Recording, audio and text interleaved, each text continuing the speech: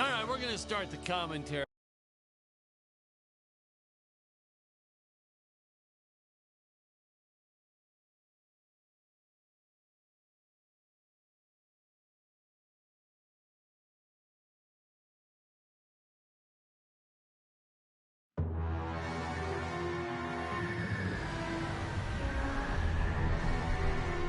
Hello, Dan Smith here. I directed this film back in, well, it feels like a century ago. Yeah. The studio asked me to provide a commentary track for the DVD release. And wham! Straight into the action. No fluff or anything. That's what we did back then. Crash-landed ship. Out pops our hero, the fearless Dick Starspeed.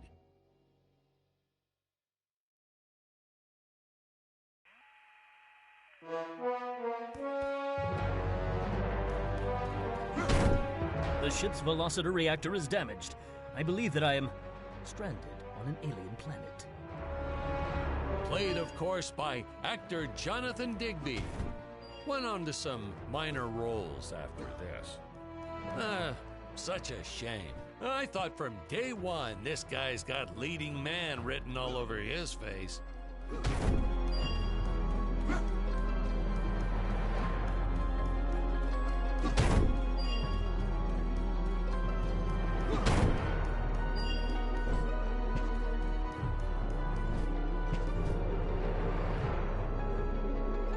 Greetings, citizens of Gravoria. I am Dick Starspeed, and I come in peace. Probably shouldn't have had Dick draw his weapon when he was talking about peace. Well, maybe one day we'll go back and CG it into a sandwich or something instead. Ha! Just kidding. And this is what people pay to see. A no-name middle-aged B-list actor duking it out with stuntmen in costumes. Such stunning choreography. Now, the extras in those robot suits really knew how to take a punch. Oh, literally. I told Jonathan not to hold back. Give it all to him. Kick him in the nuts and bolts. And I know what you're thinking, but don't worry. We handled it responsibly. We made them all sign waivers Holy not smokes. to sue for injury.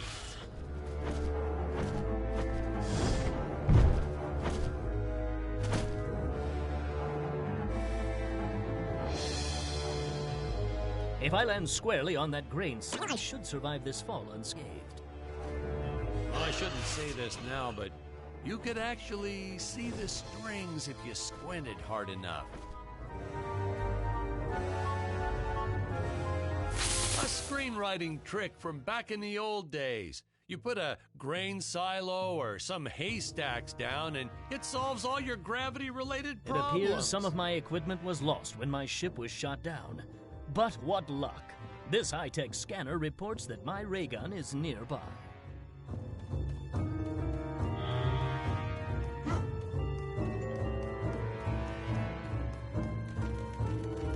Oh, the dinosaurs. You just don't see quality stop motion like this anymore, do you?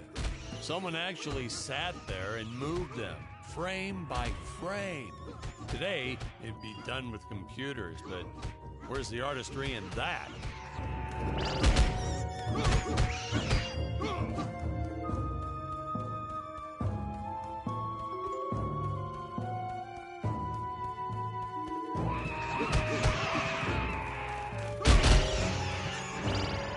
Wham and bam! Now, here's some real action. Nothing like an adrenaline boost to get our hero to really start wailing on those monsters. We were unsure how to represent a surge of adrenaline at first, but I think we nailed it. Yep, definitely nailed it. We got our fair share of nasty letters from scientists complaining about our portrayal of the dinosaurs. Was news to me. Apparently, these stegosauruses weren't meat eaters. Must have preferred shellfish or something. Blah, how do they know? That's what I said.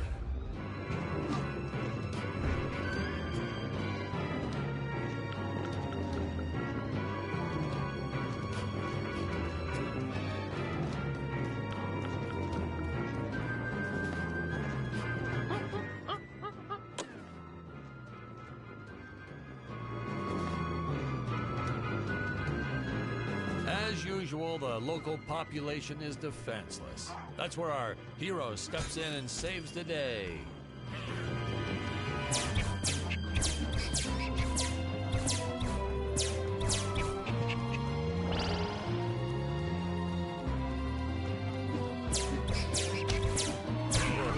We put Jonathan through a lot shooting this film.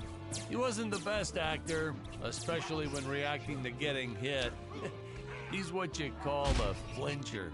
So I told the stuntman to really just go to town on him. How curious. It's the only way to get an Dissolved honest into what appears to performance be sometimes. Gold. Our props master tried to make the weapons soft, but there's only so much you can do.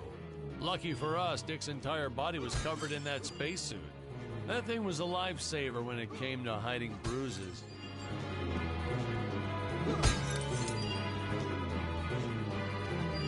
You'll notice the gold disappears when Dick touches it. We had a deleted scene that explained he's actually teleporting it back to his ship. It's funny, no one ever questioned how Dick was able to walk around with an infinite amount of gold on him.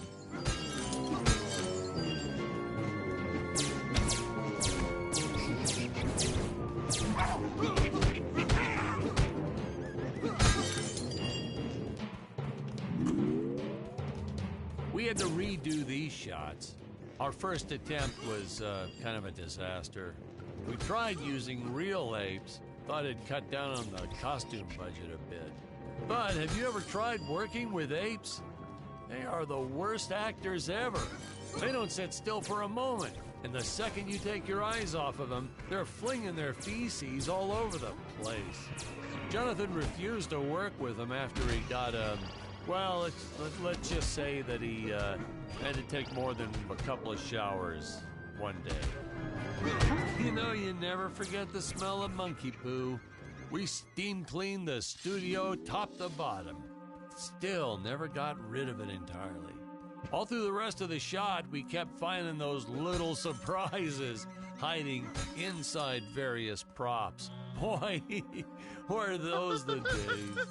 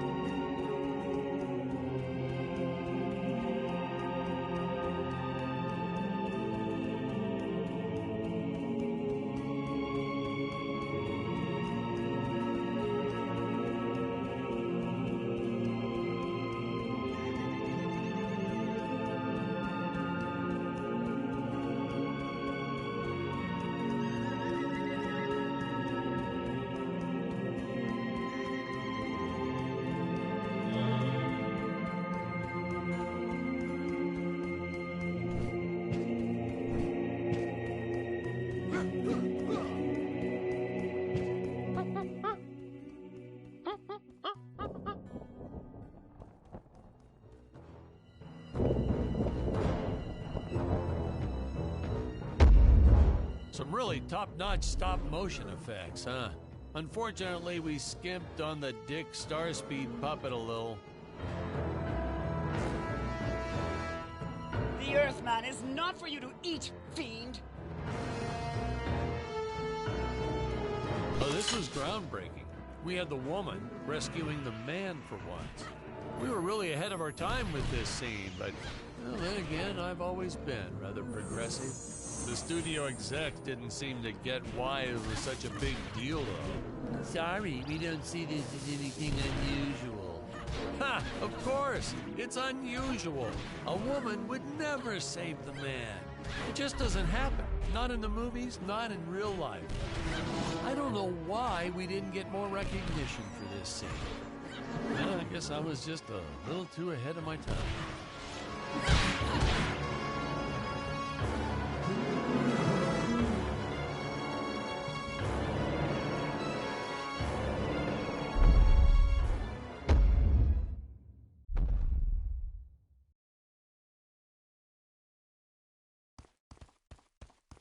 Thank you for saving me, strange woman. What is your name? I am the magnificent Scarlet Nova.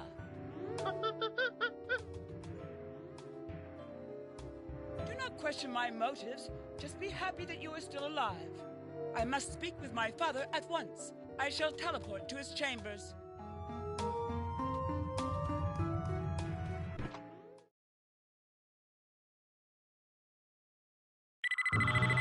Huh?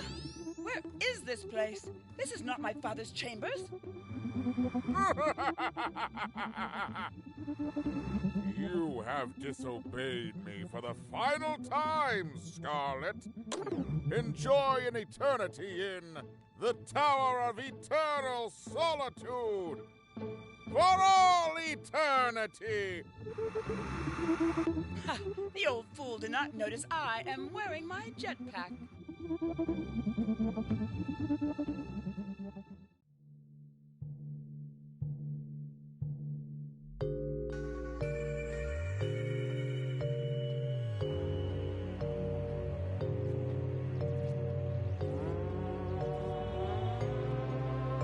I was trying to push a new style of filmmaking. Have Booster the hero usage. do absolutely Jump. nothing from time Wait. to time. Wait. Use booster. Survive deadly fall.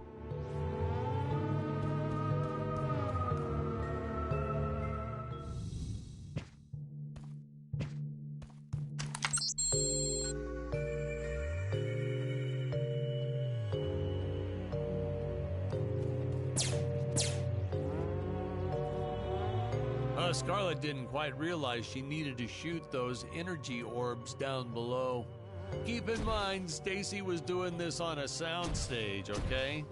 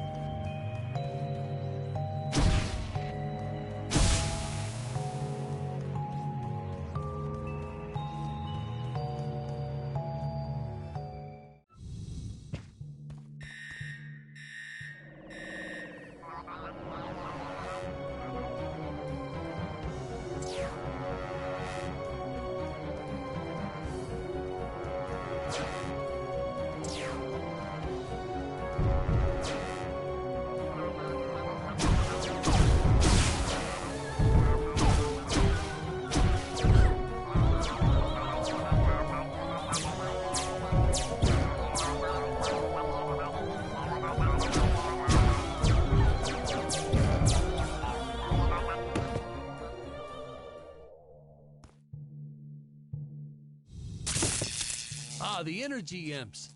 Such a neat effect. We had to paint each movement frame by frame and superimpose it into live footage. We were pulling all-nighters for weeks. Well, when I said we, I meant the artist. I'm pretty much useless if I don't get a solid 10 hours a night. But they were at it forever. They had to redo it all because I accidentally told them red instead of blue the first time. Artists.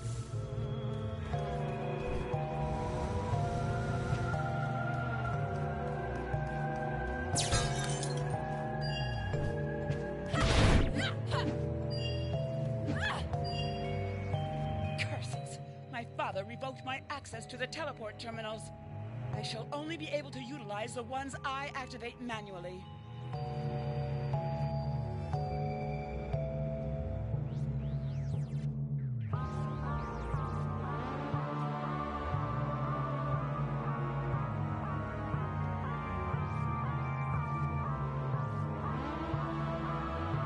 Man, some of these shots are dragging on longer than I remembered.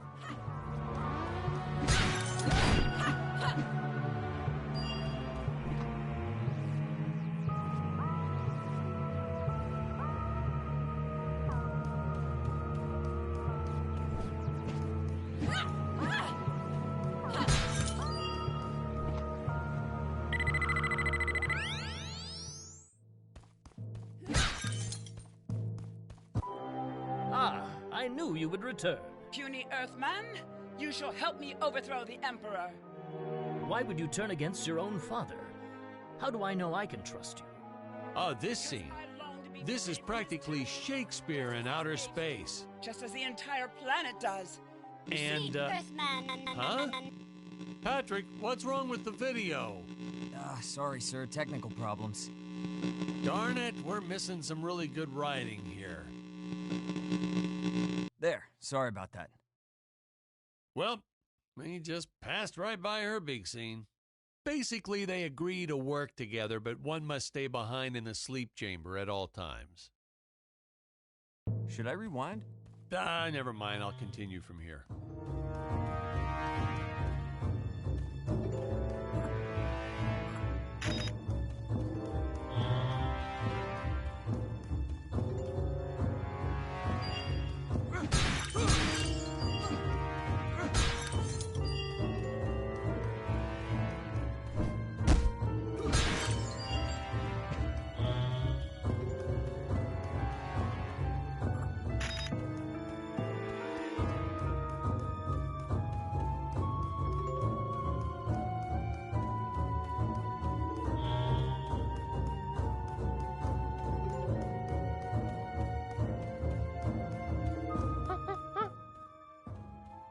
Right from the start, our budget was a little tight, even by standards back then.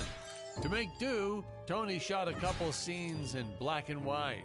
Originally, he intended to use it for flashbacks. But then I had to break it to him. Our film doesn't have flashbacks. We almost made it a silent film just to cut costs.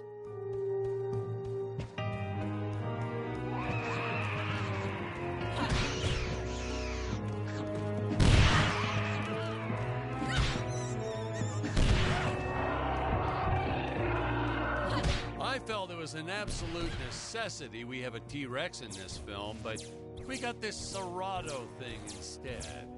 Of course, I went through the whole production thinking it was a T-Rex because, really, who can tell the difference anyway?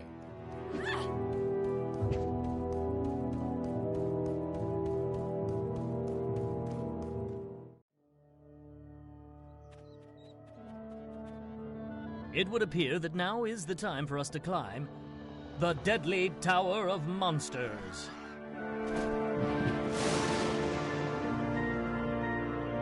Good screenwriting 101. Always announce the title within the film itself. How else are you going to let the audience know your heroes really mean business?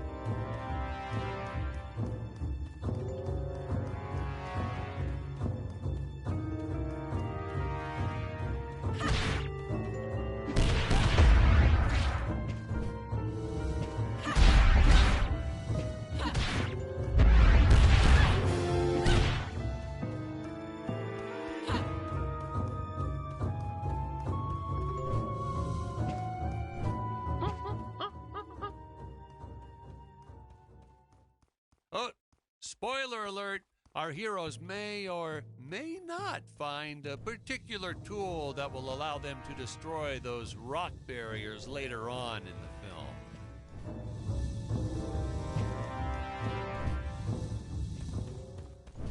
Now, that weapon, it's just an electric shaver, but you know, I bet you'd never guess it was, would you? They look so futuristic.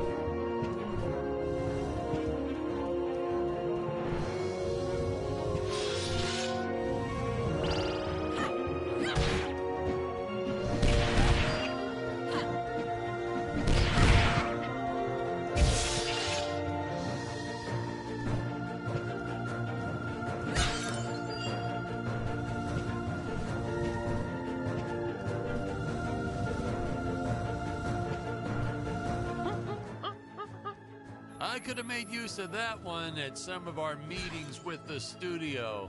Oh, you'd like to see records of where our budget went to this month? Sure, let me get that for you right now. Foom, foom. Yeah.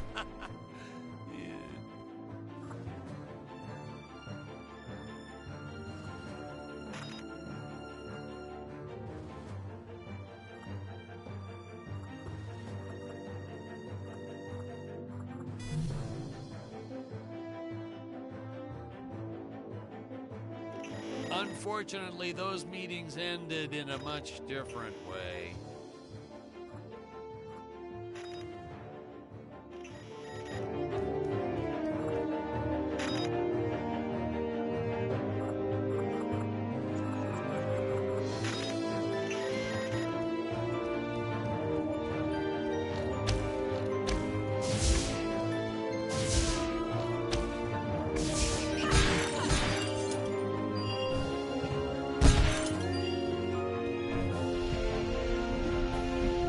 I know a taxidermist who helped us out with these bat creatures for real cheap. He's not good. So, he's kind of sloppy if you want to know the truth. But that's the best part. A sloppy bat looks scarier. Oh, but you gotta sew up that sphincter. Just trust me on that one.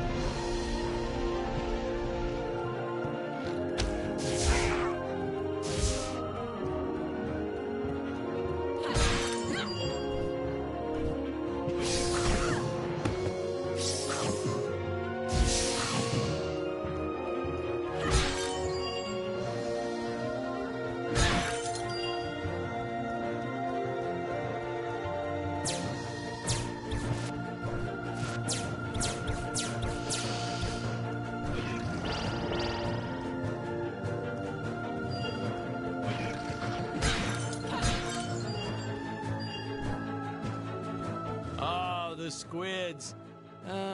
Some board member had these nephews who really wanted to be in the films. They made me cast them as squids. Whatever happened to artistic integrity? If you're going to cast a role not on merit, at least let it be a hot female role. My effects team kept assuring me the strings wouldn't be visible in the final cut, but I could see them. No transparent nylon. This stuff will do the trick. Yeah, right. I swear, those darn strings is what made my hair go white.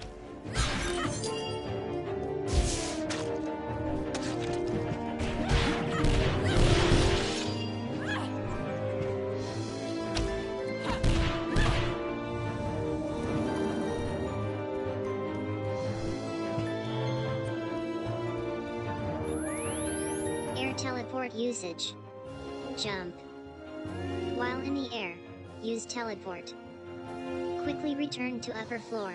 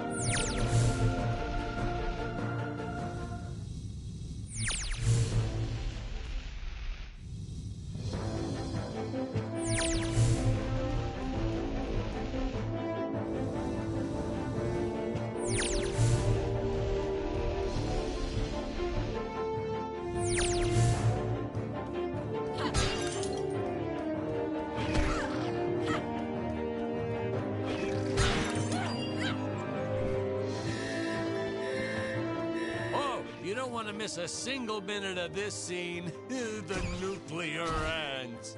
Hey, we need to remind the audience our heroes are climbing a tower, so I needed something that would stick to walls. Originally, we had these web-footed what-have-yous. Not very scary. And then I left some cake out in my trailer, and it was crawling with ants in the morning. And that's when it hit me. What is the most obnoxious thing in the world?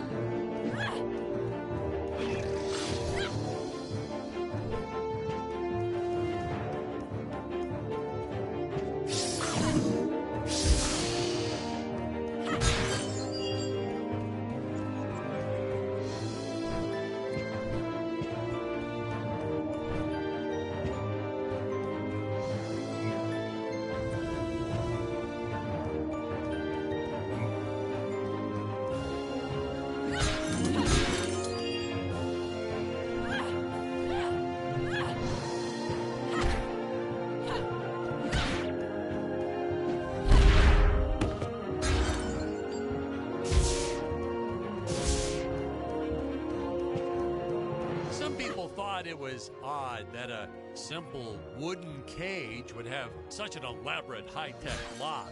But hey, if a Gregorian ever traveled to Earth, I'm sure they'd think a lot of our stuff is weird too.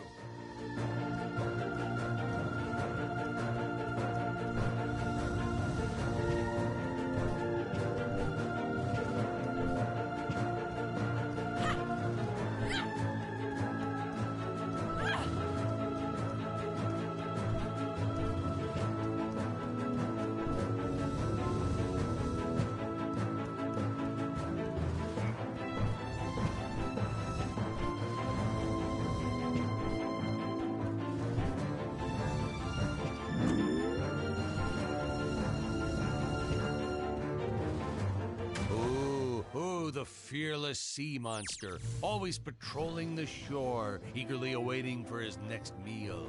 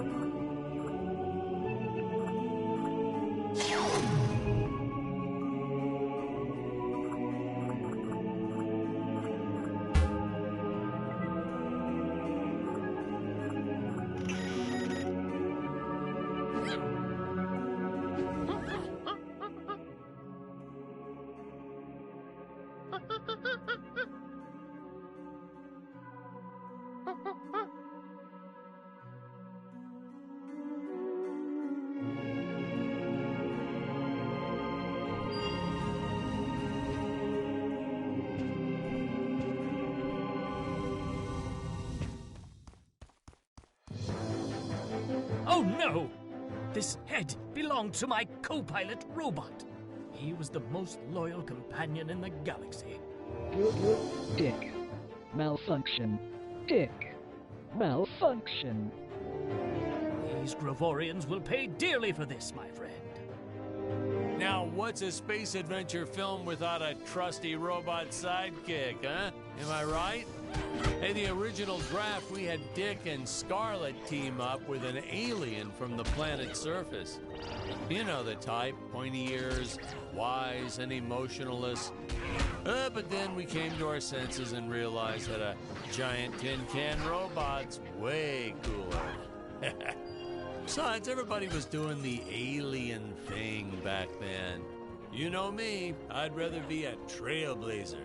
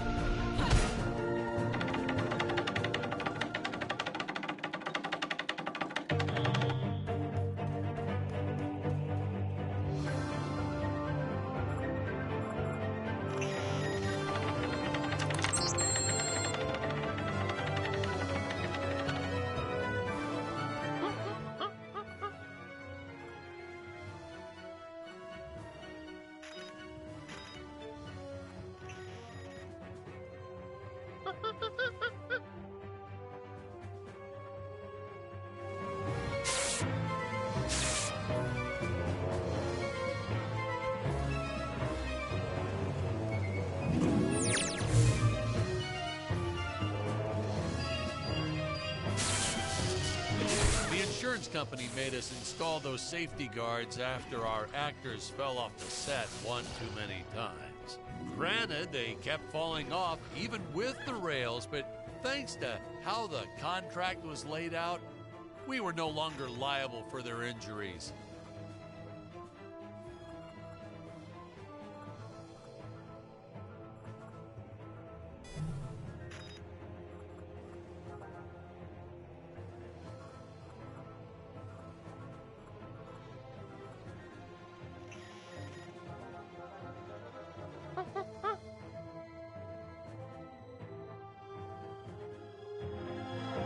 Well, ladies and gentlemen, I guess it's time to talk about the elephant in the room. Why on earth does this crazy film have title cards on screen when people are talking? You're thinking that, aren't you? I know you are. I would be too. Well, we had thought about making it a silent film at one point, so we shot a lot of scenes up close like this, with the dialogue written out for the audience to read. Well, when we swapped over to making a talkie, well, we just decided to keep on going rather than reshooting all those scenes.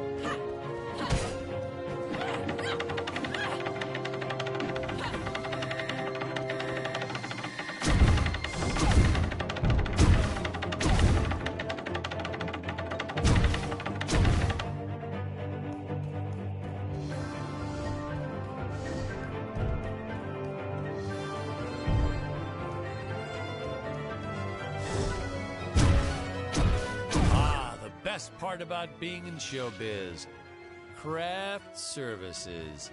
It's like never-ending supply of free food all day long. I never had to pay for a single meal. Hey Patrick, I noticed you guys don't do that here in your studio. You should talk to your boss. Maybe even just a bagel station.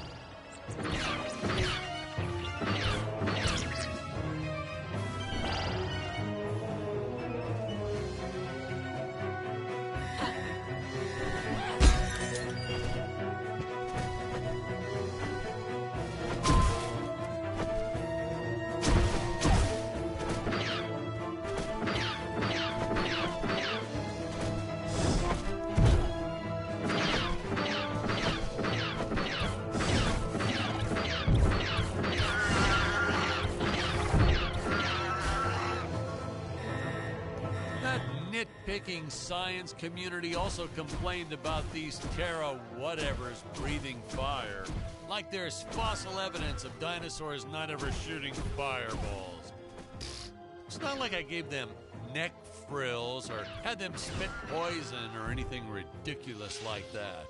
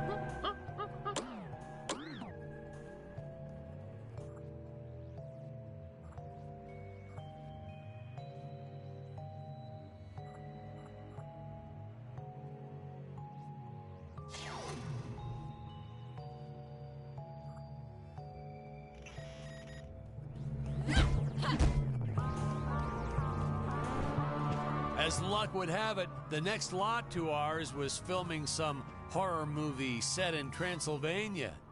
So we signed a soft contract with them to use their set after they wrapped for the day.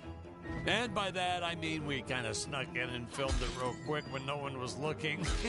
I had my assistant Phyllis keep a lookout for the security guard.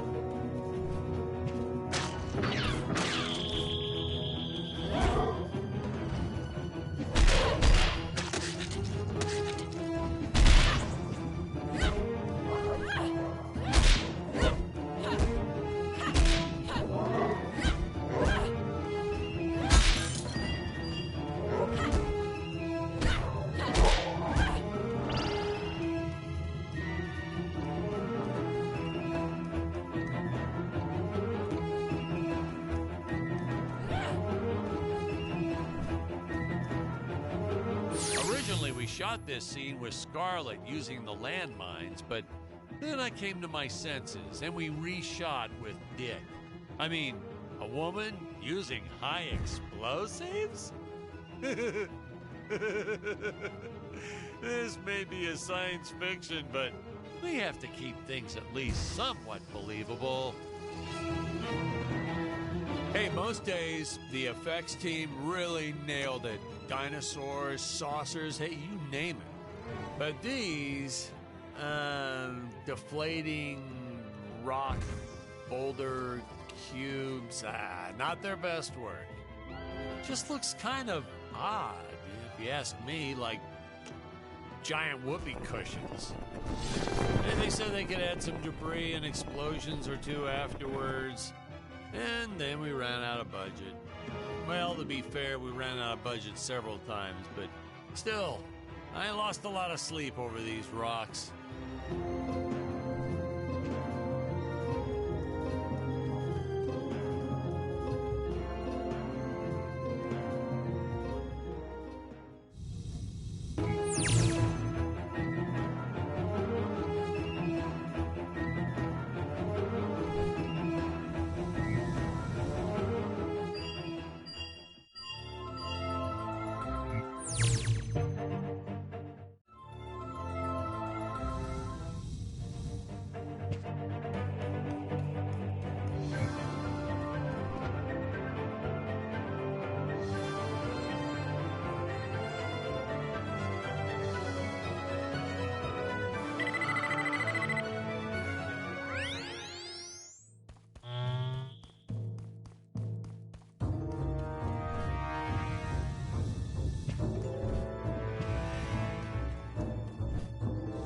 So, do we get any backstory on Dick? Why'd he travel to Gravoria in the first place? Did he do any research before landing there? Did he have a specific mission in that region of space? Patrick, if you keep getting bogged down by the details, how will you ever learn to just sit back and appreciate the work of art for what it is? Production tip, ladies and gentlemen, no matter how sunny it is, don't store your papier-mâché props outdoors. They will get rained on. It's the law in this town, like Occam's razor or Stockholm Syndrome or I forget what it's called. What in the cosmos? It's my co-pilot's body! I believe that I can repair him. Oh no! I am trapped!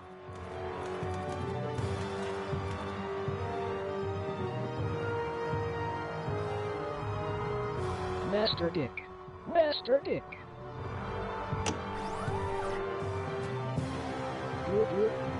Functions restored. Threat detected. Must eliminate. Fun fact, we actually had an actor inside the robot suit moving him around. I bet you thought it was an actual robot, huh? That's how good he was. No rest breaks or anything. Hardest working actor I've ever met. What a trooper. It was a shame we couldn't afford to pay him. And of course, since he wasn't on the payroll, I couldn't officially add him to the credits. But still, what a trooper. Wish I had a dozen actors like him.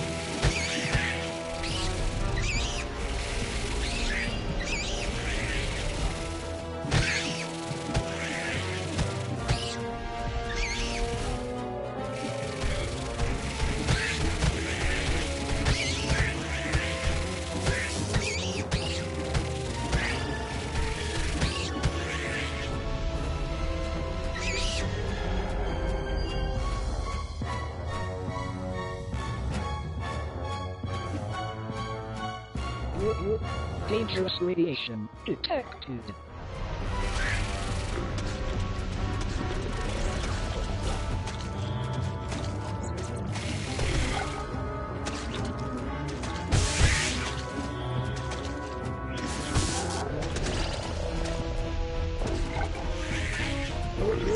Eliminate with extreme prejudice.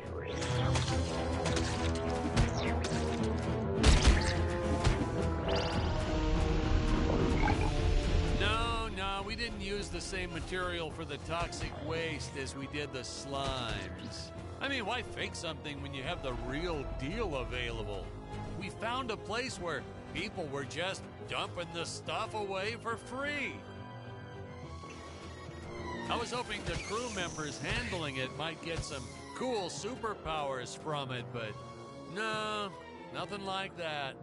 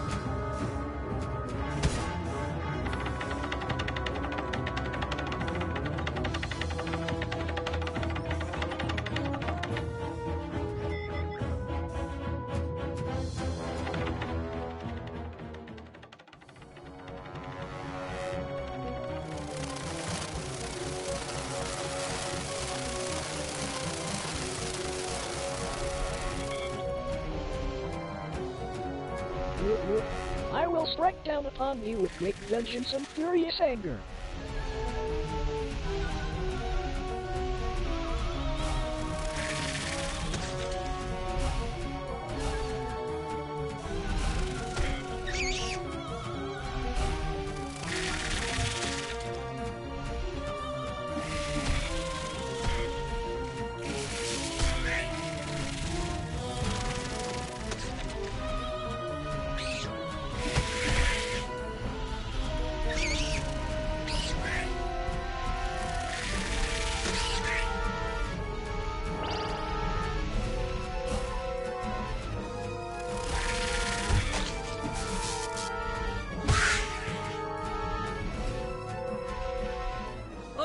Robot, you're all right!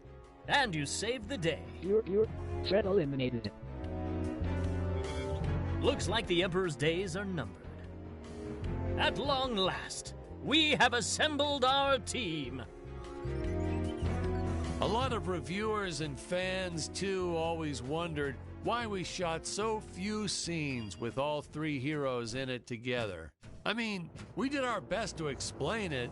Something about the sleep chambers or staying back to protect the ape village.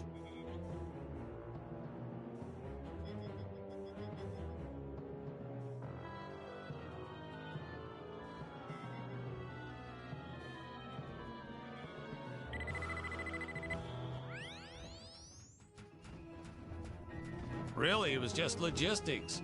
Jonathan had bowling league on Tuesdays and Thursdays, and Stacy had her karate Monday, Wednesday, and Friday. Honestly, we almost never had all of them on the set at the same time.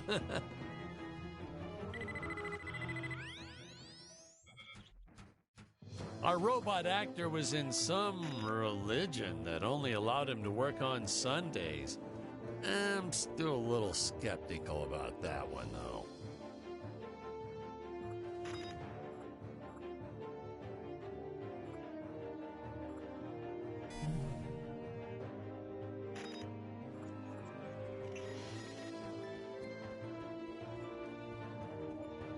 Sir, it's just a guy in a suit. Couldn't you have gotten just about anyone to stand in as the robot? See? That's why you'd make a horrible director, Patrick.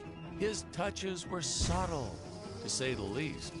But he really brought a lot of character to the robot role. If he was so indispensable, how come you didn't list the actor in the credits? Well, let's just say it was an oversight. But I've learned my lesson. I only made the mistake 6 more times throughout my career.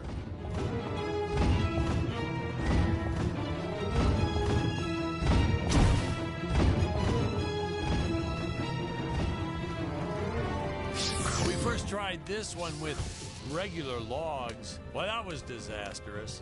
I'll tell you, never mess with physics. It was kind of, well, to be frank, it started out nice, but then, well, it was a death trap. Just plain and simple, it was a death trap. Poor kid holding the boom almost broke his leg. Guess he played basketball in college or something, because he leaped right at the last second. Whew, crisis averted. My props guy wanted to swap them with some spongy material for safety, but I had a better idea. Let's set the logs on fire. Then the crew will be sure to be safe dealing with them.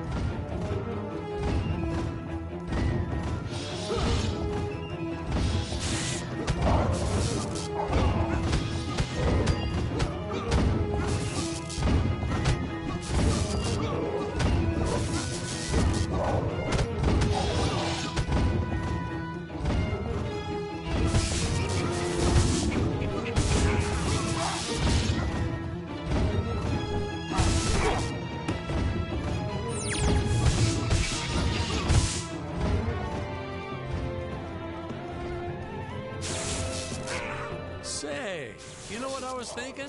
With all this jumping and climbing and jumping, wouldn't this make a great video game? Isn't that what all those video games are about? Jumping around? Well, yeah, and killing. There's jumping too, but mostly killing. What?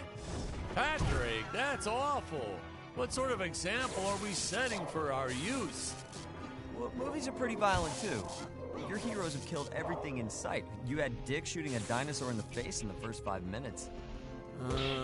Well, Patrick, that's different, you know? What we did on film, that was art. Video games aren't art.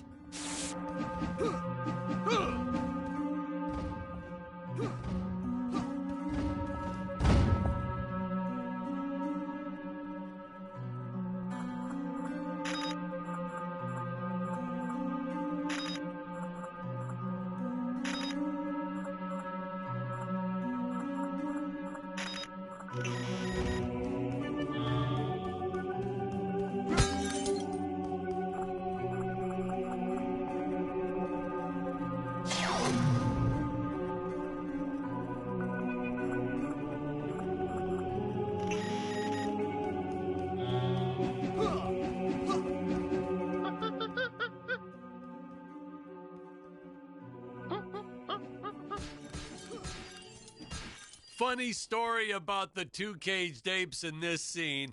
I had completely forgotten about them when we wrapped up filming on the set. Then we spent the next day doing a location shoot. So, suffice it to say, our return to the studio was met with a couple of grumbling tummies complaining about unsafe work conditions, human rights, yada, yada, yada.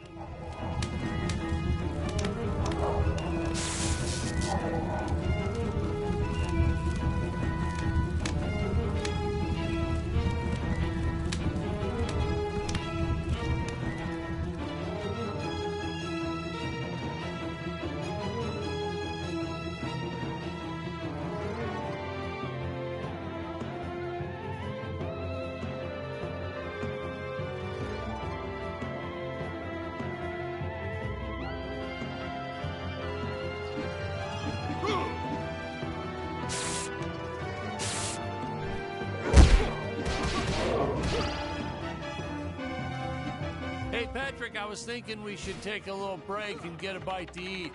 You like Chinese? I know a great takeout. Well, we're not scheduled for a break for another few hours. Nonsense. Hey, you have to try the shrimp. It's the absolute best. But, oh, hey, I feel like I should warn you. Gives me horrible gas. But that's okay. We're friends, right? Oh, really, sir. Studio time costs a fortune. Let's just stay on schedule. Good thinking. We could grab a real dinner together and go out for a night on the town, yeah. Two young bachelors on the prowl. Say, where do you youngsters go these days?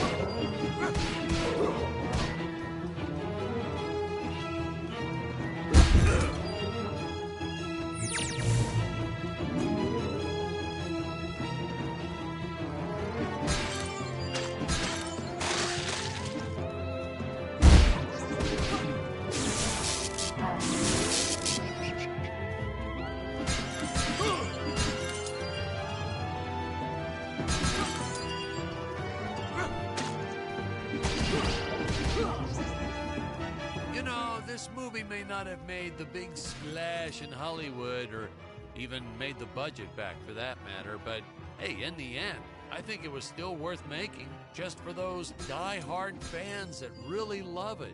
I attended a lot of sci-fi and movie cons, and to this day, I still see fans showing up dressed as aliens and apes and dinosaurs. Does a man proud. Now, granted, their costumes aren't exactly 100% faithful to the film, and it seems that no one ever remembers them by the right name. But still, knowing that we still have fans like this promoting the film decades later, it puts a tear in this old director's eye. I get all emotional.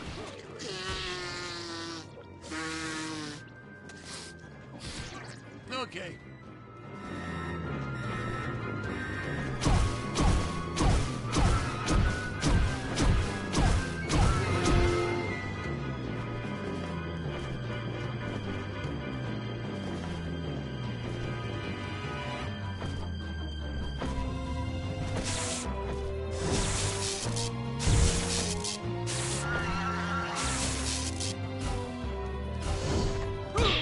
Hero means business when they take a shot from a monster and shoot it right back at him. In my professional opinion, that is the coolest of the cool. Hey, Patrick, throw something at me real quick. What? I'm sorry, sir, but I don't think that would be appropriate. Ugh, you're no fun. Tony and his insistence on lens flare. I tell you, some days it felt like he was trying to be the director. Honestly, you could see dust on the lens, so just go and wipe it off myself. He would get so upset about it, too. Like my fingers aren't clean enough to wipe the lens. Don't touch the lens. Whatever. It's almost funny, and then the commentary kicks in. Just, yeah.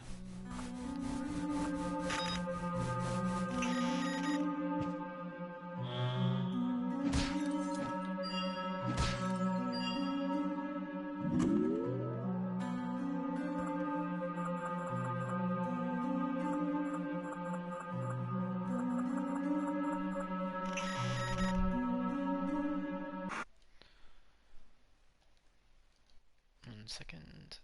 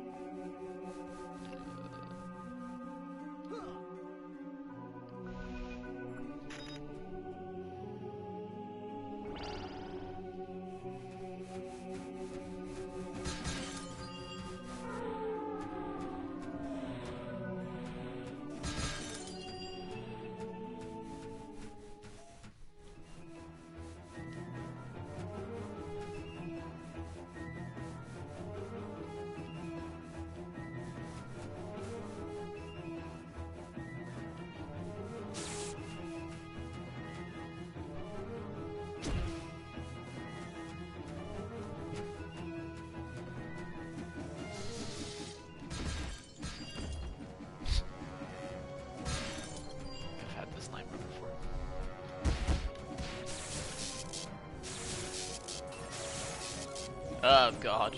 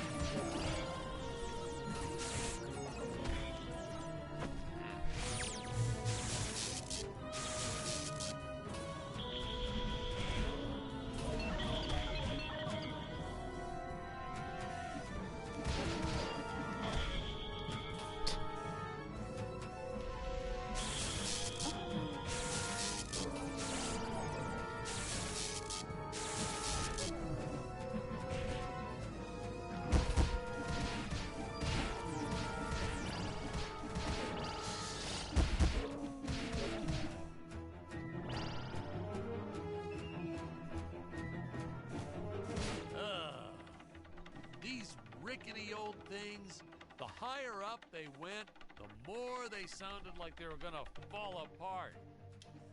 I'm amazed that no one ever got hurt, or worse, riding these things. Well, there was the actor we originally cast for Dick's role, but we don't talk about him.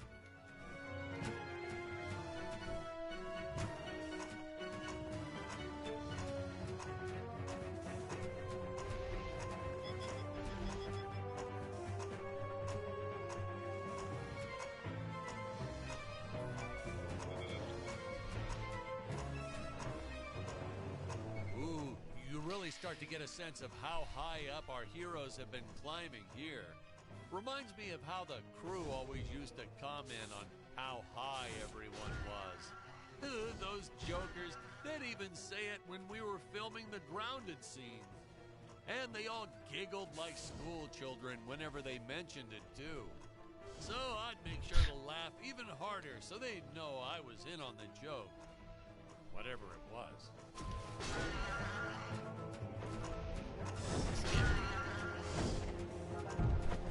Is making me cringe in ways that I didn't actually know were humanly possible.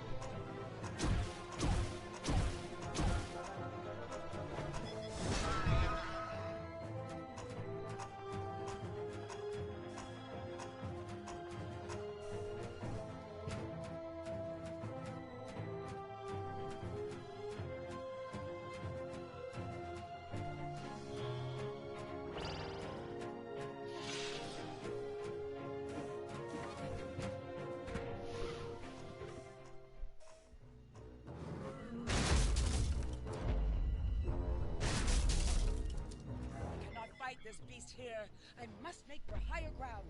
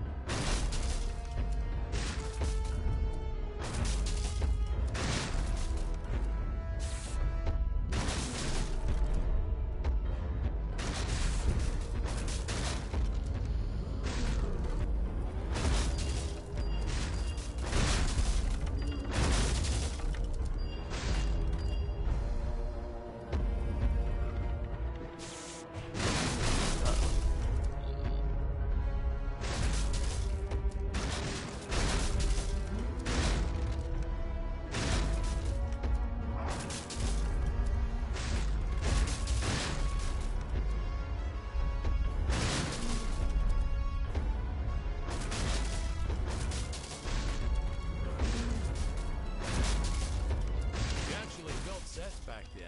Props, walls, you name it. Then, you moved bits and pieces around and created whole new scenes. We were efficient.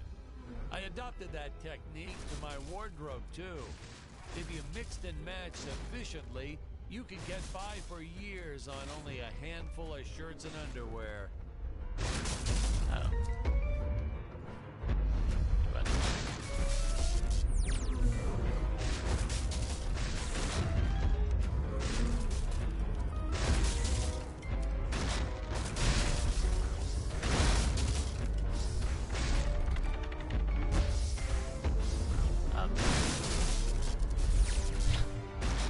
cool.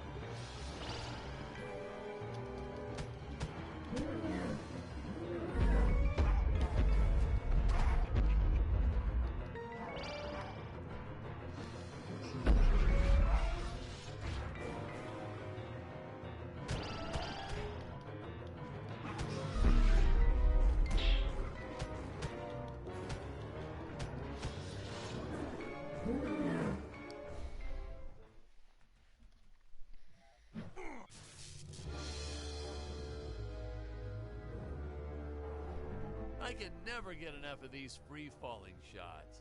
Something so invigorating and freeing about them.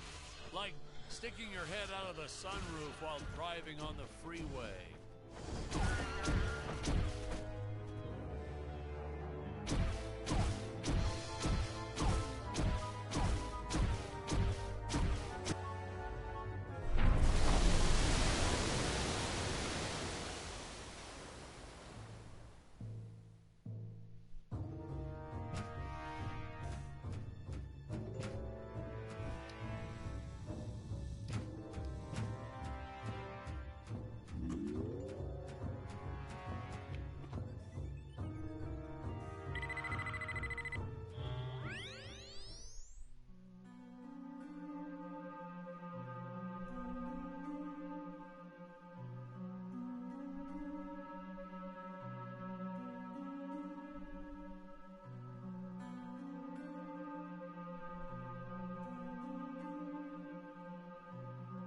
These nice still shots are great, aren't they?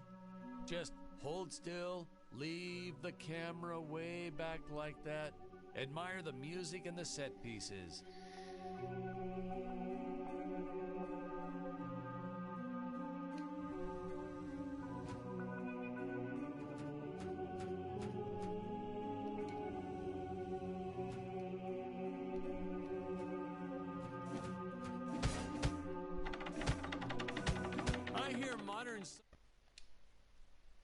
Directors sometimes put the lens flare in on purpose. Why on earth? What's the next trend? Dead fly on the lens? Jeez. Watch. You won't believe me, but you just watch. It'll happen. Some big shot will do it for one scene, and the following year, everyone will be doing it.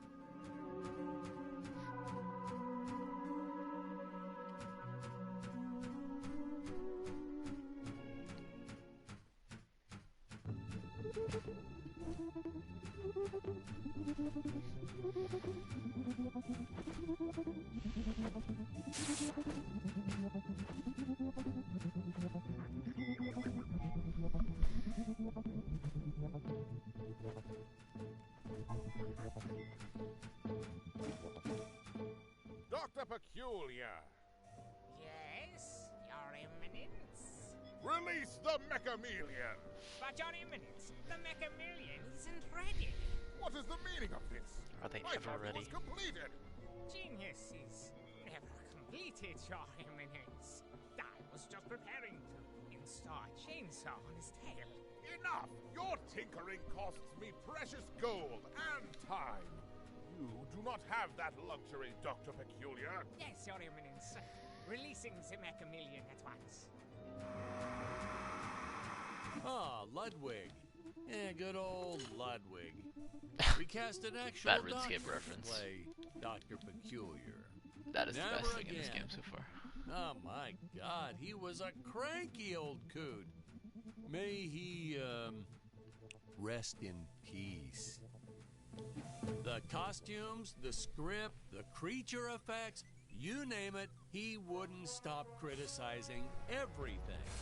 Well, in his defense, I think he did have some early signs of dementia or something. He was always getting lost on set, forgetting his lines, making up new ones. Yeah, it was cute. Midway through a scene, he'd just yell, "Where are my pills?" It was like a catchphrase. We almost left a few of them in. I have to say that the incredible job the animators did with the King Gorilla can only be outdone by their work in the Mechamelion. I'll leave further comments for later in the film, but this was truly an epic creation.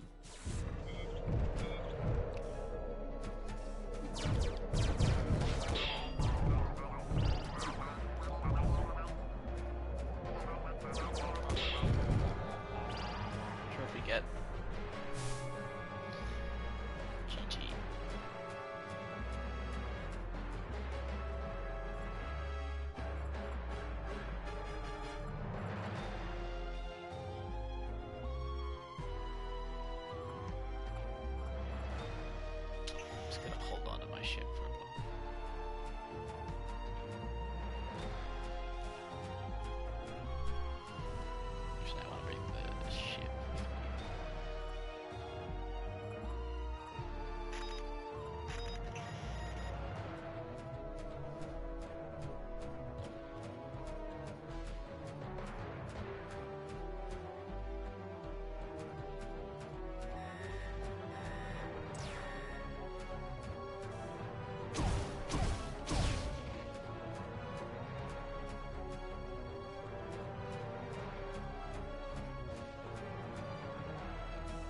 Here we see our first glimpse of a technique I used throughout the movie.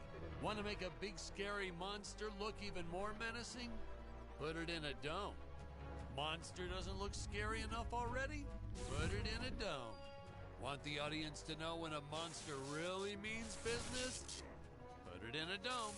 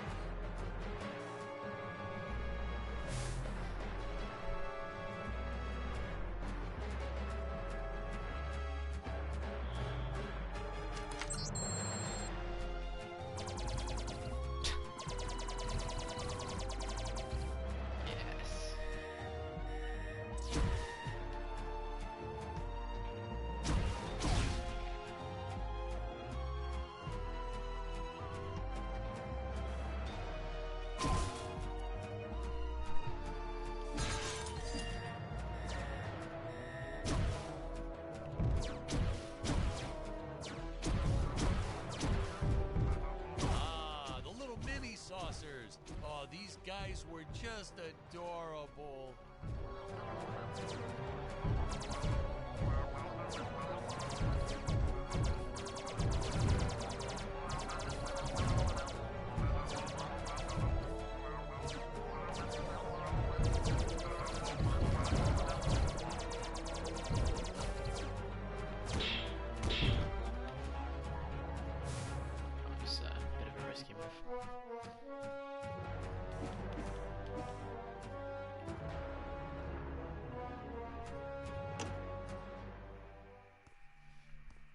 I was a huge fan of the old classic movie, The Flea, from 1958. So I created this monster as sort of an homage, in respect to that film.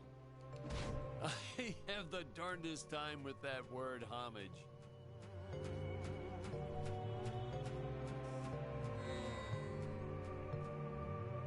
Man, oh man, that whip. We probably should have invested in some training courses so the actors knew how to properly handle it, but instead we just let them flail it around wildly. You know that saying, it's all fun and games until someone loses an eye? That's true. And that's the story of why the Emperor wears that metal monocle. Greg was a real trooper about it, though. Didn't even seem fazed that he'd have to wear an eye patch for the rest of his life. I think he went on to do some pirate-themed promotions at his used car lot once we wrapped up production.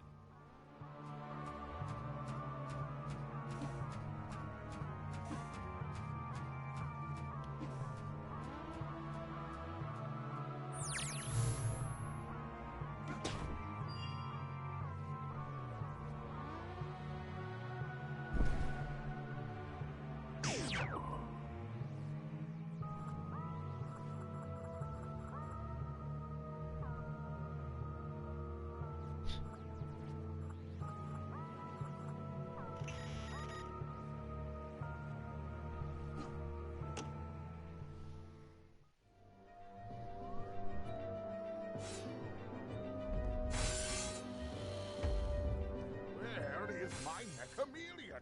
Why has it not pulverized the intruders already? Well, John Eminence, I was installing photon lasers into its eyes. I hadn't finished. So, the Mechameleon might be somewhat, well, blind. My indomitable guardian is blind? I do not tolerate failure, Doctor. Getting these two to do their scenes together was enough to make your head spin. They weren't strictly speaking actors, well, not in your usual sense. Ludwig here, or Dr. Peculiar, actually was a doctor. I think I told you that before. Greg, our emperor, well, that's a whole different can of beans. Our casting guy found him on a used car lot. Greg talked him into buying just a horrible car. Thing never ran. Oh, then when he tried to get his money back, Greg just laughed maniacally, so doggone it, he offered Greg the role right on the spot. He said, Dan, this guy is perfect. We were running out of extras and clay sculptures, but we needed more monsters. Oh, please, more monsters. So we had this brilliant idea. If you stick a puppy inside an old vacuum cleaner, wham, instant monster. Throwing a string of Christmas lights and it's camera ready in 5 minutes. And that had to be some kind of world record or something. Fun fact, boys and girls, cinematographers don't like it when you use their dog without asking permission first. But hey, to that I say, what goes around comes around. Little Buster here ruined so many shots barking all day long. You don't want me to grab your dog? Hey, now what's going on?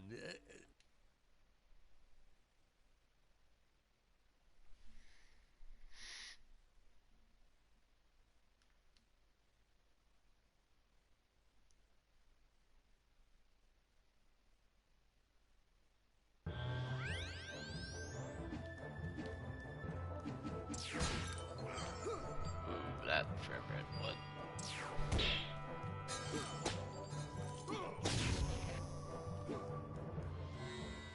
We were running out of extras and clay sculptures, but we needed more monsters. Oh, please, more monsters. So we had this brilliant idea. If you stick a puppy inside an old vacuum cleaner, wham, instant monster. Throwing a string of Christmas lights and it's camera ready in 5 minutes. And that had to be some kind of world record or something. Fun fact, boys and girls, cinematographers don't like it when you use their dog without asking permission first. But hey, to that I say, what goes around comes around. Little Buster here ruined so many shots barking all day long. You don't want me to grab your dog and cover him in Christmas lights? Well, don't bring him to work.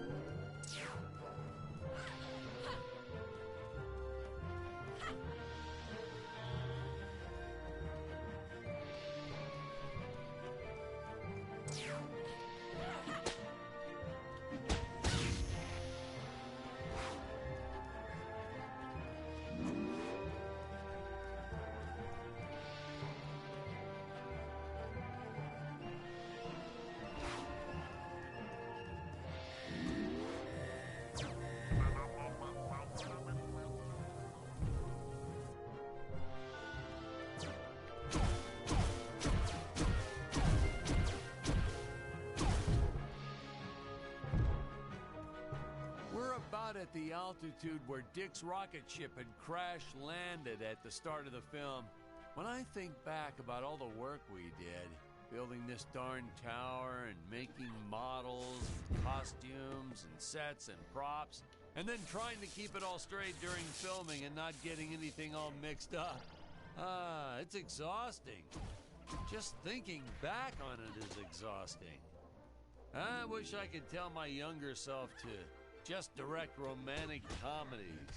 It's the only way you'll get a good night's sleep.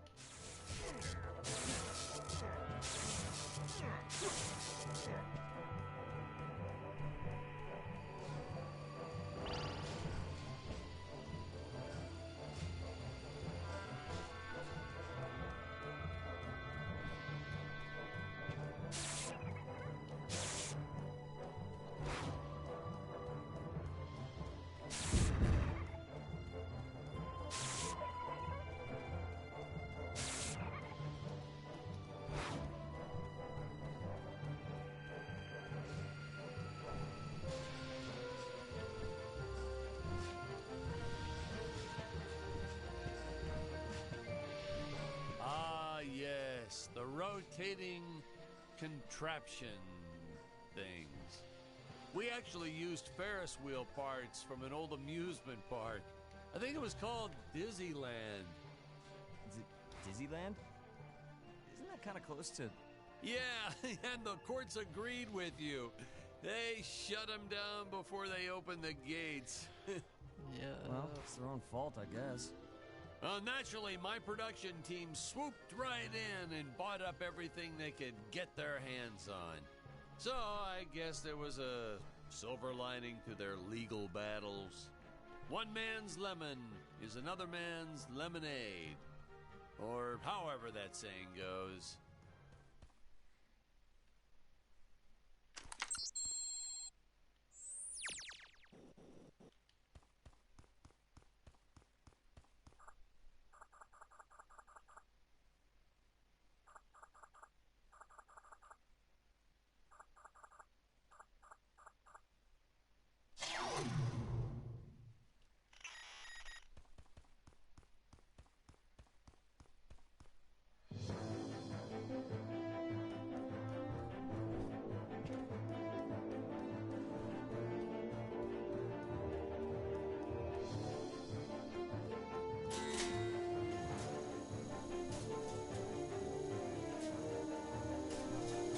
Fun fact, the statue of the Emperor is actually as big as it looks on screen. Yeah, we were going to use a small model and green screen it, but then Greg offered to fund building a life-size version. He was planning on setting it up front and center of his used car lot. Apparently, he ran into some issues with zoning laws. Yeah, I told him he should just play dumb and put the thing up anyway, but he wouldn't listen. I guess that's why he's still running that same lot. Whereas I've been barred from filming in 12 different states.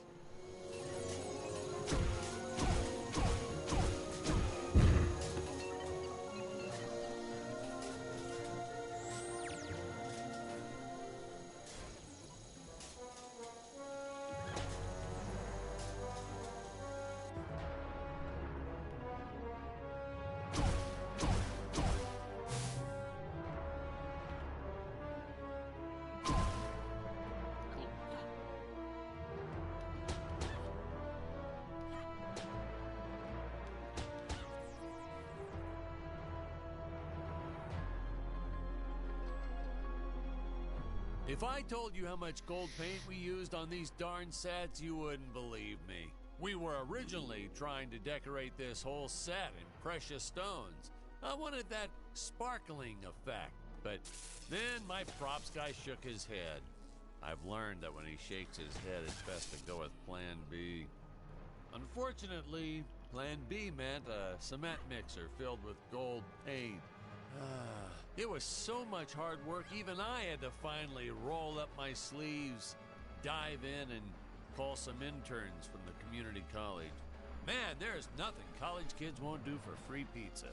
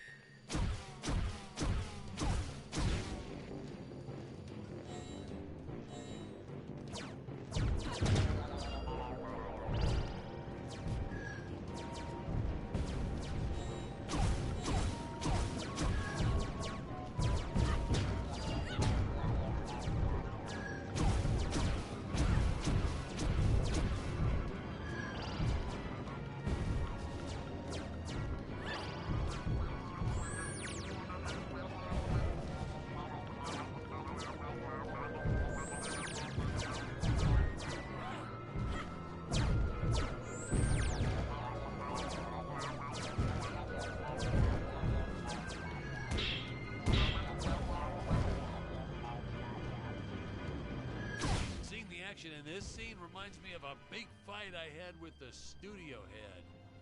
Word to the wise, when the guy funding your movie offers you a suggestion, stupidest idea ever is a phrase you should shy away from.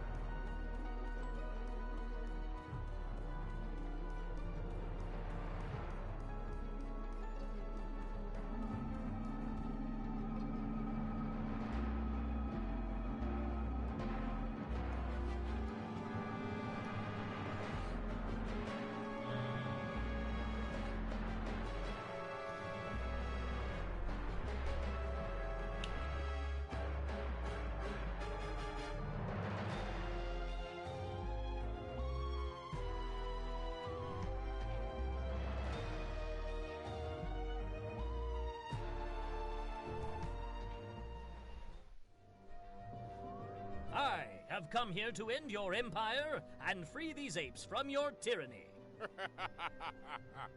You tell me, do you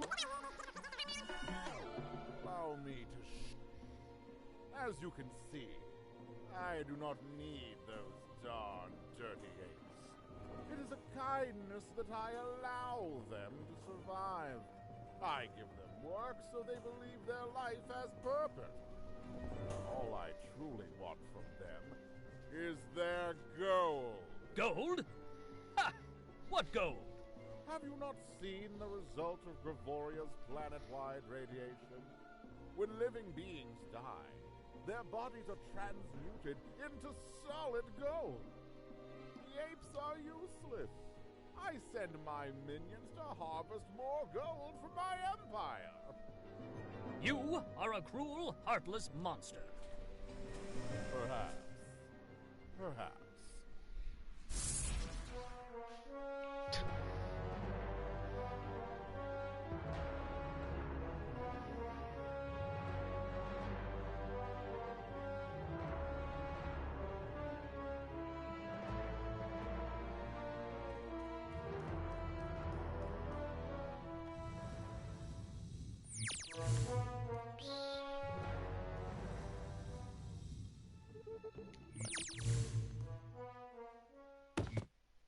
Oh, no, Patrick!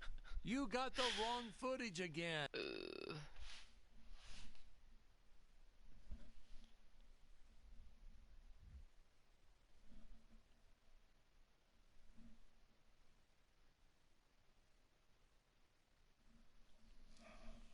Alright, we got this. Oh wait, no, he's still there.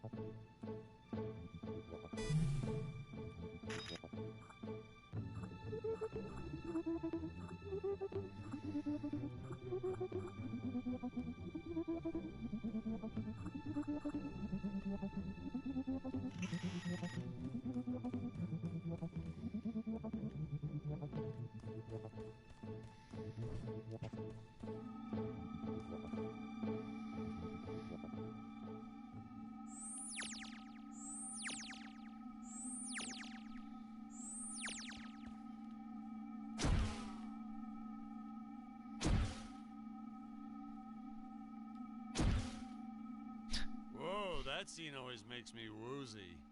Hey, Patrick, I think we need a break.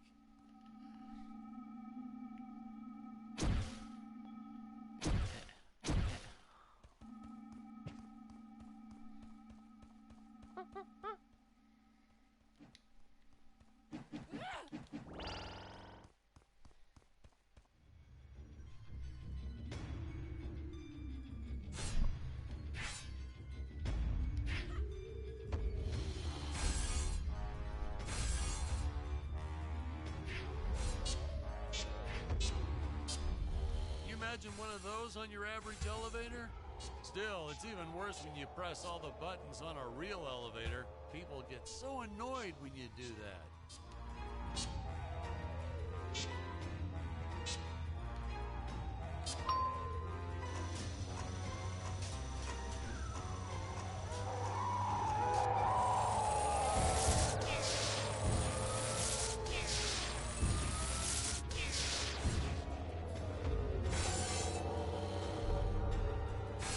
Nowadays, we just click, click, and make all this in 3D with those computers or something.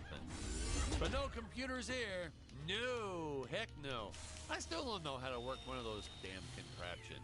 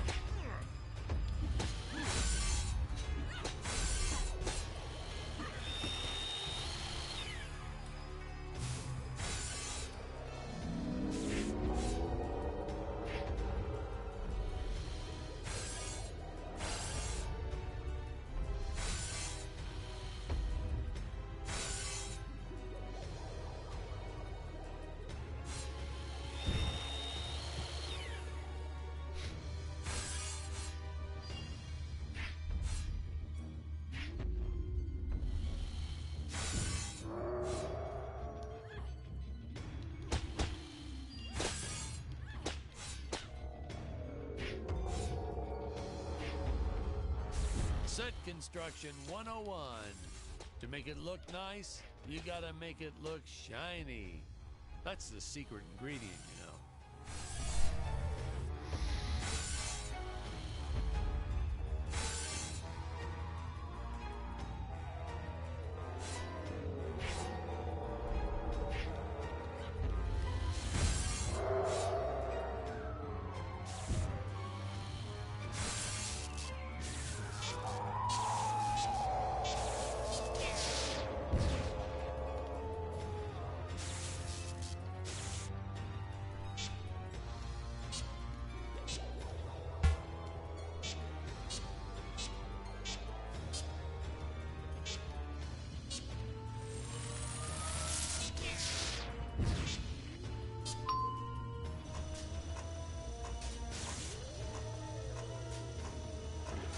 We had 14 production babies while making this movie. One of them was even named after one of the characters, Maximilian J. Peters.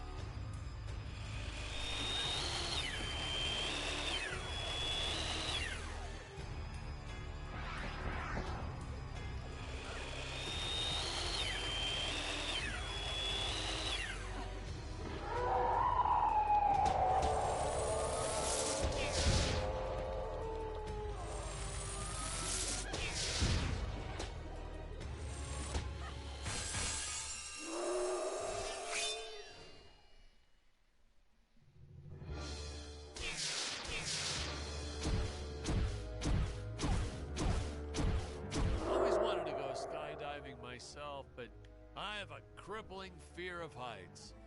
Wow, really? So, was this movie your way of tackling that fear head on? Ha! Nah, this movie is what gave me my fear of heights. By the end of it, I was directing scenes with my eyes closed to keep from getting panic attacks. Now it's all starting to make sense.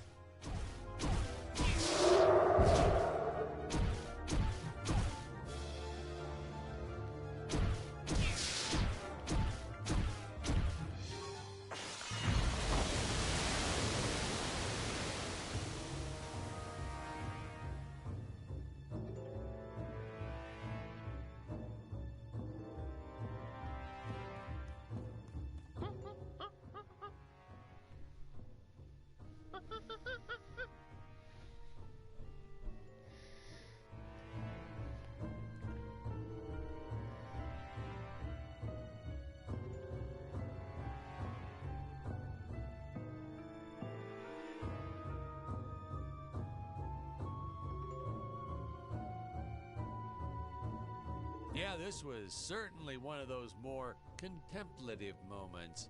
Our actors really like that whole method acting thing. Drats! First you destroyed my mechamillion, now you shattered the Dynadrome!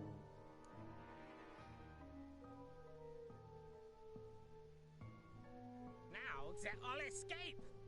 Do you have any idea how difficult it will be to recapture them all? Dr. Peculiar, why is my dinosaur army running amok? Oh, well, let them roam the island. But, Your Eminence, try and run some of my hybrid specimens. That would be like turning Gregor Mendel's pea into soup and forcing him to drink it. Mendel Schmendel, Doctor. I gave you gold to spawn me a dinosaur army, and I expect my army to kill things. Certainly, Your Eminence. But whatever you command, it is so hard to do real science under these conditions.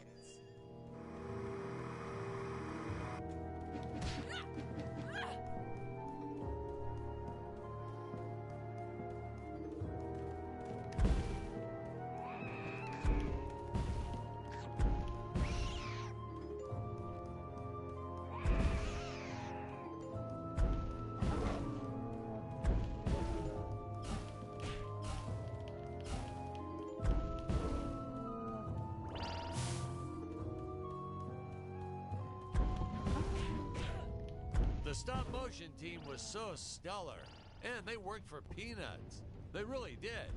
I just couldn't get enough of them. The script called for a lot of dinosaurs here, so I said, hey, let's set the record. I told the team I wanted a minimum of 30. Of course, we found out later we were absolutely nowhere near the world record. But I didn't have the heart to tell them. I made them eat some fake plaques and sent them their way.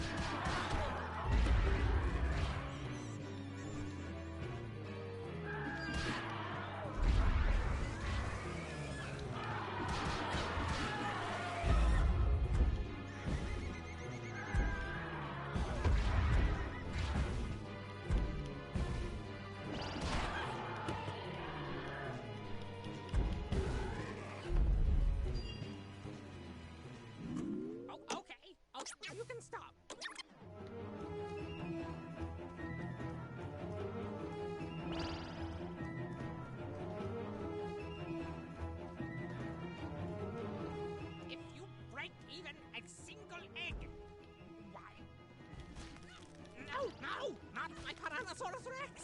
You Neanderthal!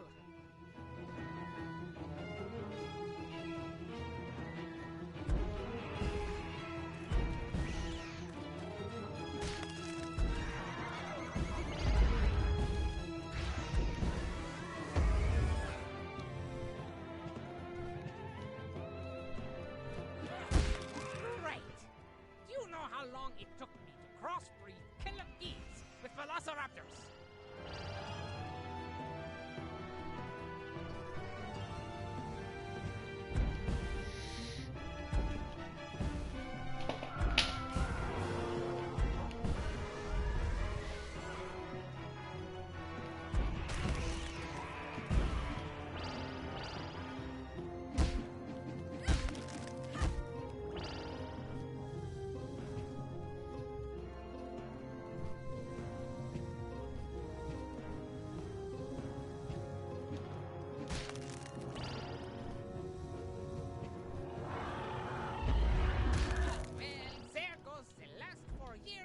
Professional career.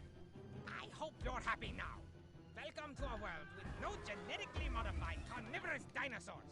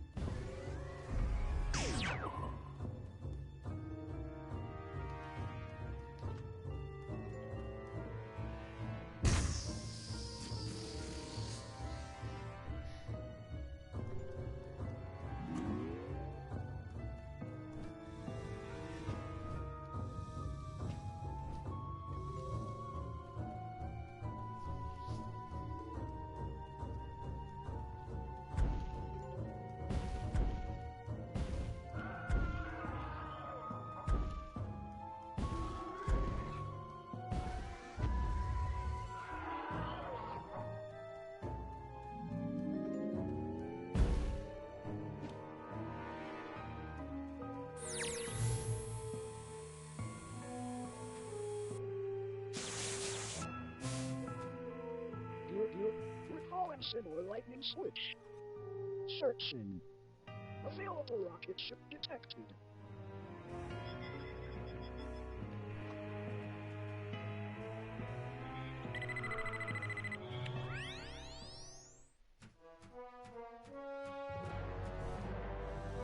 Some people wondered why we had that third lower exhaust pipe on Robot, even though it didn't shoot flames when he hovered. It was purely a matter of necessity. Wearing a suit that takes hours to put on? I mean, when you gotta go, you gotta go.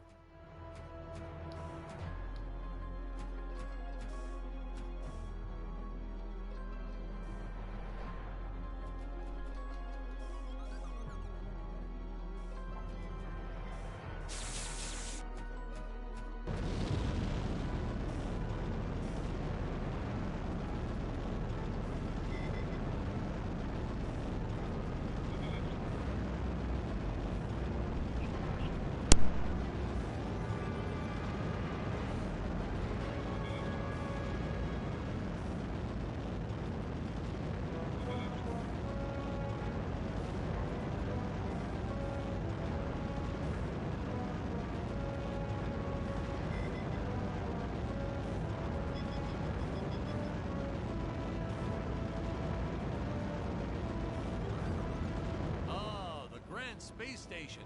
Space, the final frontier, where no man has gone before. These are the voyages. Whoops, sorry, I got kind of carried away with something else there.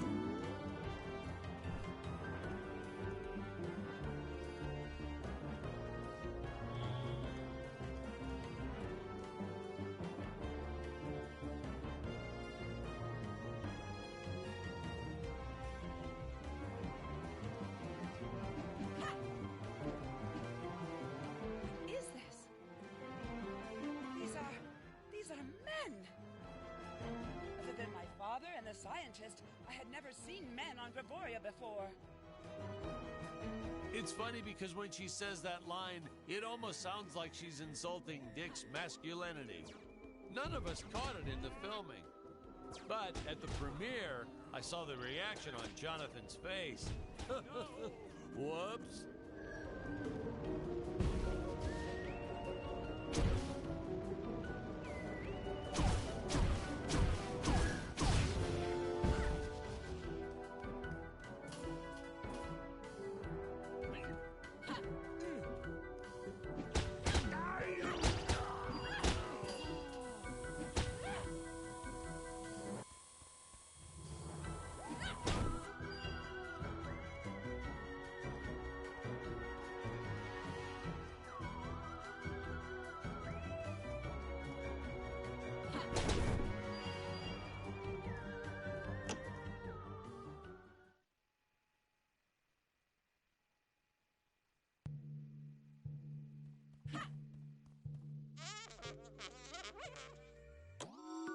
Who are you?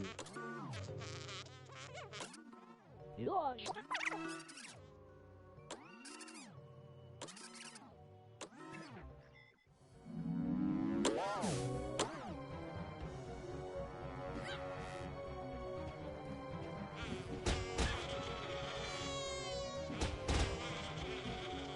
A lot of people complain that the fight scenes went on a little too long in my movie, that there wasn't enough story and exposition.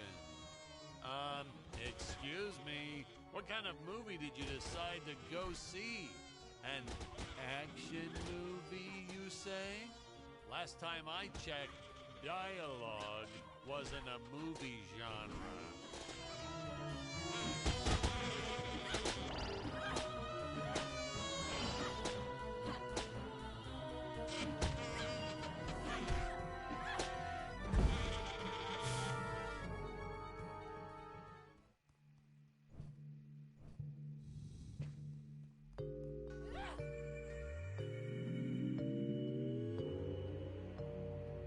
Hey, that frog toy gun always makes me chuckle. A frog-shaped gun that shoots flies.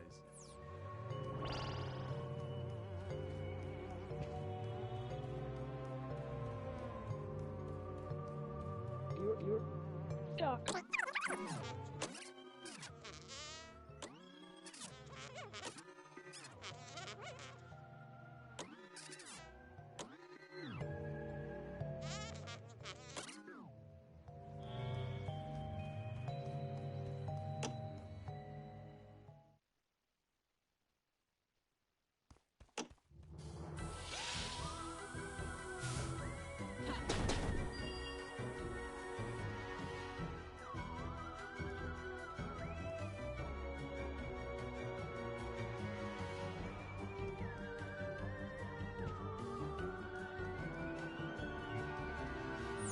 Well, the official stance is, yes, the henchmen can breathe without helmets on.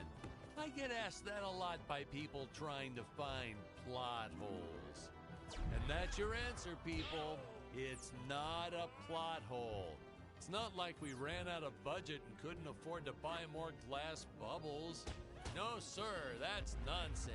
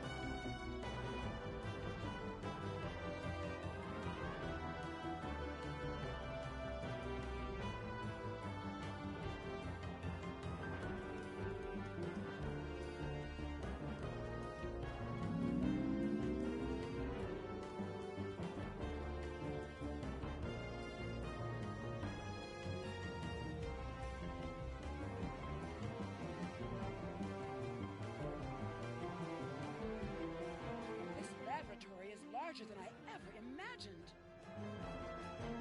My father never told me about this place. Ah! That is because he does not know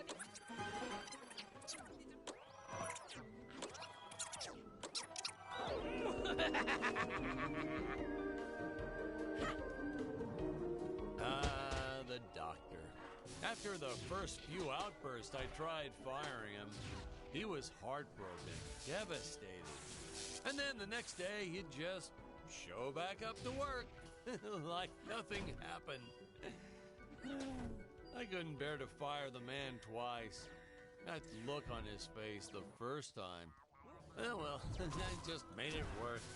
In retrospect, he was a bit creepy, though. Always hanging around the ladies' makeup trailer. So creepy. Oh, well, who can blame him? We had some really nice eye candy on the set. But he was creepy.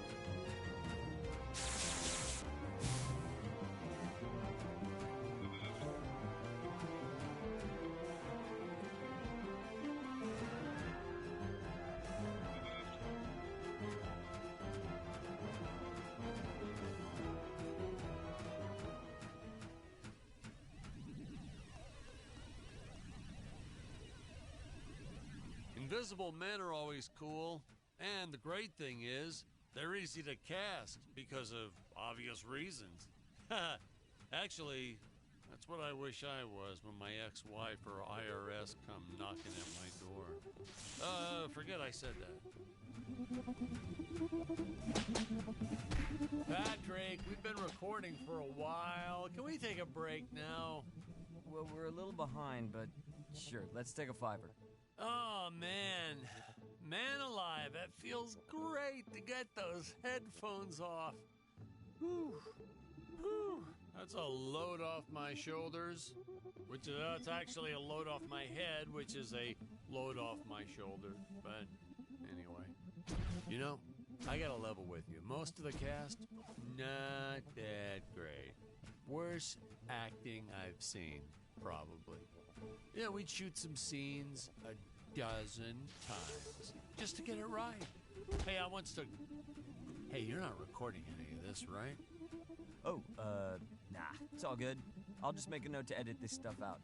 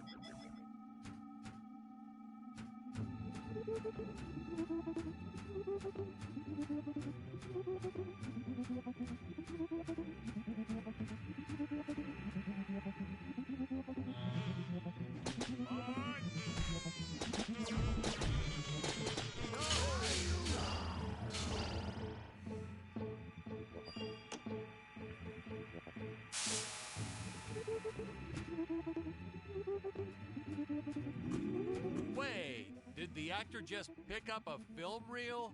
So that's what happened to all my missing footage. Oh, how did I ever let this make it into the final cut?